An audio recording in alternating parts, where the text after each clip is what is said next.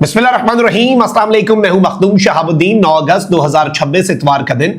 नाज़रीन कराम, कुछ इंतहाई आम तरीन अपडेट्स हैं जो आपके सामने रखनी है। सूरत हाल तेजी से तब्दील हो रही है। किसी को नहीं इल्म कि ये ऊंट किस करवट बैठना है, मशरक़ वुस्ता में आखिर होना क्या है।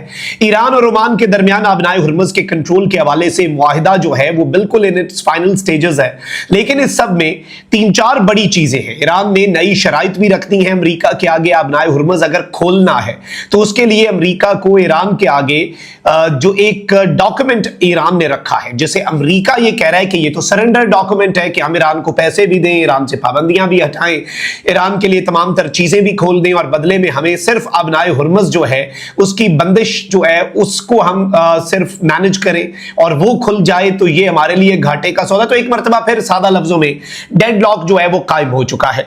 लेकिन इसके साथ ही साथ नाज़रीन इकराम, जो सऊदी अरब की तेल की तनसीबात पर हमला हुआ है, सऊदी सरजमीन पर हमला हुआ है, उसने भी इस मामले को मजीद पेचीदा बना दिया है। आपको मालूम है कि चाहे यमन के हौसी हो या इराक में मौजूद कुछ मुसल्लह गिरोह हो, ईरान जो है उसका उनके साथ एक ताल्लुक भी है। ईरान उनकी हिमायत भी करता है और यह हिमायत ढकी छुपी भी नहीं है। ईरान खुलकर यह बात करता है कि चाहे यमन में हौसी हैं, लबनान में हिजबुल्लाह है या फिर इराक के अंदर कुछ ऐसे रेजिस्टेंस ग्रुप्स हैं, ईरान ये कहता है और ईरान इस हवाले से बड़ा वाज़ेह अंदाज में बोलता है कि भाई हमारी इनके साथ कोऑपरेशन भी है, हम इनकी सपोर्ट भी करते हैं और इनके मुतालबात भी जायज़ हैं। तो जाहिर बात है कि ईरान के हिमायत याफ्ता हौसी हैं।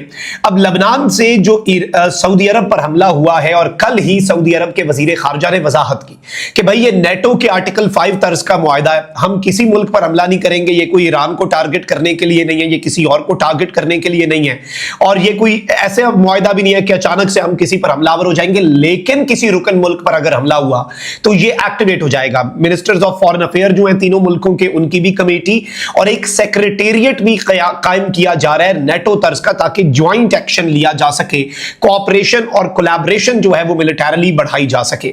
अब इस सब के अंदर पहला बड़ा इम्तिहान जो है वो इस मुआहिदे का सामने आ चुका है। मैं सारी चीजें आपके सामने रखता हूं, लेकिन उससे पहले अगर अभी तक आपने इस वीडियो को लाइक नहीं किया, लाइक जरूर कर दें। कमेंट सेक्शन में राय का इजहार भी कीजिएगा। पाकिस्तान जिंदाबाद का नारा आपने कमेंट सेक्शन में जरूर लिखना है। और ये जो यमन वाला मामला है, ये पाकिस्तान का इम्तिहान तो है, लेकिन ये ईरान का भी एक इम्तिहान है, क्योंकि ईरान पाकिस्तान के साथ बहुत अच्छे ताल्लुकात रखता है और पाकिस्तान ने ईरान को ये रिक्वेस्ट भी की कि आप हौसियों को समझाएं कि this is not the right time.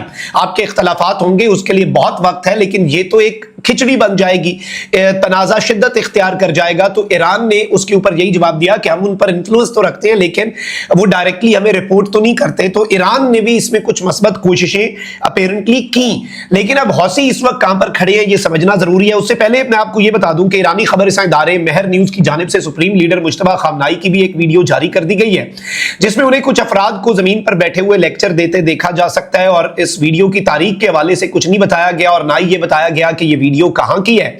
लेकिन चूंकि मुश्तबा खामनाई जो है उनकी सेहत के हवाले से तशवीश और उनके मकाम के हवाले से तशवीश पाई जाती है, तो बहुत से लोग कह रहे हैं कि ये जो नई वीडियो जारी हुई है ये लेटेस्ट वीडियो है। अलबत्ता महर न्यूज ने इसके साथ कुछ और नहीं लिखा, कोई क्लैरिटी नहीं दी। देयर इज एम्बिग्विटी कि ये जो वीडियो सोशल मीडिया पर गर्दिश कर रही है ये लेटेस्ट है या फिर ये वीडियो पुरानी है, और इसे बस वैसे एक कॉन्टेक्स्ट में शेयर किया गया है, क्योंकि ऑब्वियसली उनके सदर भी कह चुके हैं कि उनसे राब्ता इतना भी आसान नहीं है। तो इस तरह से लोगों को बैठाकर लेक्चर जो वो दे रहे हैं या उनसे गुफ्तगू कर रहे हैं, ये थोड़ा सा लगता है कि भाई ये हजम नहीं होती बात, क्योंकि उनकी सिक्योरिटी इस वक्त बहुत हाई लेवल पे ले जाई गई है और जो टेक्नोलॉजी से उन्हें कंप्लीटली दूर रखा गया। उनके मैसेजेस भी जो हैं वो हैंड रिटन मैसेजेस आते हैं, वरना वो कौम से खिताब भी कर लेते हैं। उन्हें डिवाइसेस और इलेक्ट्रॉनिक्स से भी दूर रखा गया है, क्योंकि वो टारगेट नंबर 1 हो सकते हैं अभी भी, ईरान का ये मानना है, ईरान के दुश्मनों का। अच्छा, वहीं दूसरी तरफ नाज़रीन इकराम, ईरानी वज़ीर ख़ारजा अब्बास अराग़ची ने कहा है कि तमाम तर दबाव के बावजूद मज़ाहमत के लिए पूरी तरह तैयार हैं।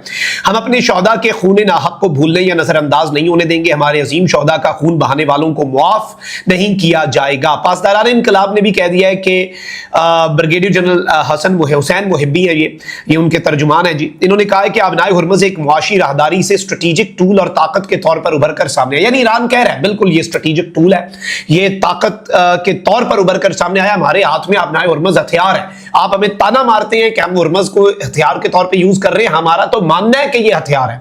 इन्होंने कहा कि जब तक दुश्मन हमारी सारी शराइत कबूल नहीं करता, आबनाए हुर्मुज़ बंद रहेगी।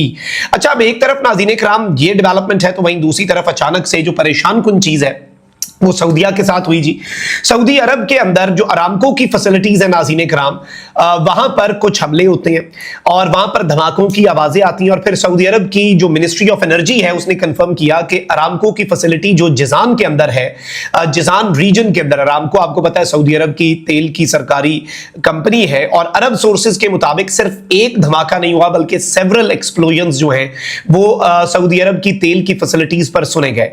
नासा सैटेलाइट्स जो है नाज़रीन इकराम, उन्होंने भी ये डिटेक्ट किया है कि अरामको का जो बड़ी गैस पावर प्लांट है जुबैल के अंदर ईस्टर्न सऊदी अरेबिया में, नासा की सैटेलाइट्स ने भी वहां पर कुछ एक्टिविटी और धमाके जो हैं वो रिपोर्ट किए हैं। एक ये जिजान में हो गया, और तकरीबन 2 हफ्ते पहले भी यही जिजान की जो ऑयल फील्ड है, अरामको की रिफाइनरी है, यहां पर पहले भी हमला हुआ था।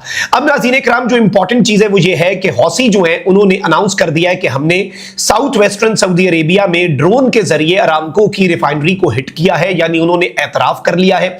यमन की हौसी अक्सरियती तंजीम अंसारुल्लाह ने सऊदी शहर जाजान में ड्रोन हमले का दावा करते हुए कहा है कि सऊदी शहर जाजान में एक रिफाइनरी को ड्रोन से निशाना बनाया, और इनका यह मौक़िफ़ है कि यह ड्रोन हमला यमनी सरजमीन पर सऊदी ड्रोन हमले के जवाब में किया गया है। अब इंपॉर्टेंट चीज यह है, दुनिया का सारा मीडिया यह कह रहा है कि यह पहला बड़ा इम्तिहान है, क्योंकि इसराइल की नजर भी है कि यह मुआहदा कितने बेहतरीन तरीके से एक्टिवेट होता है। तो ये बेसिकली इसराइल की नजर भी इसके ऊपर है, वो भी चाहेगा कि ये टेस्ट हो, जरा इसका टेस्टर लगे, इंडिया भी चाहेगा, और बाकी भी जो ऑब्जर्वर्स हैं वो देखना चाहेंगे कि भाई ये मुआहदे को लेके कितने सीरियस है मक्का मुकरमा की सरजमीन पे अगर ये साइन हुआ है।